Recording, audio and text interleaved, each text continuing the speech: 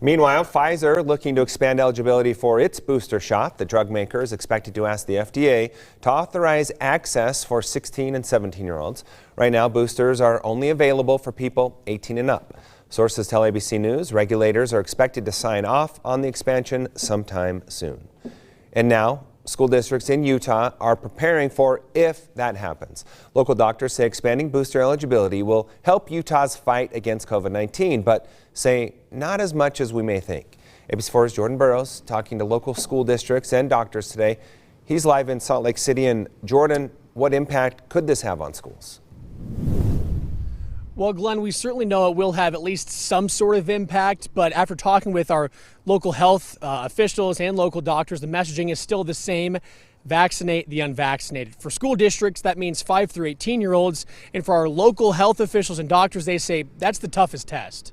Stress in students at schools has skyrocketed. I tell you, this year's tougher than last. The COVID-19 pandemic undeniably has created challenges for everyone inside and outside of those schools. I just think the stress is off the charts and something we're trying to alleviate and build morale and build on their successes. Ben Horsley, the spokesperson for Granite School District, says he's noticed many behavioral changes during the pandemic, regardless if cases have spiked or not. Dr. Emily Spivak at University of Utah Health says this holiday season there will be a sharp rise in cases, mostly in the 5 through 11-year-old population. We have kids now in the majority of this state in schools without masks, so you can do the math. I think it's pretty clear, unfortunately. Unfortunately, boosters have not yet been approved for all age groups, but Pfizer is seeking authorization for its booster for 16 and 17-year-olds. I think boosters in general, whether we're talking about adults or high school age kids, will help.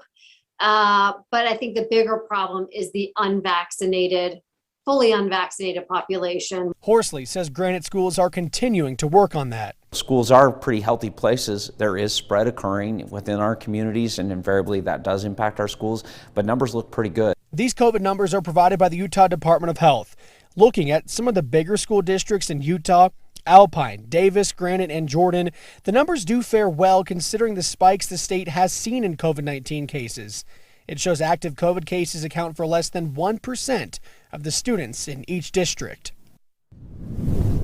Dr. Spivak from University of Utah Health says she won't be surprised if 1 to 2 weeks after the holiday season, 1 to 2 weeks after the new year, if COVID cases spike, especially in those that are 5 to 11 years old. Reporting live in Salt Lake City, Jordan Burroughs, ABC4 News.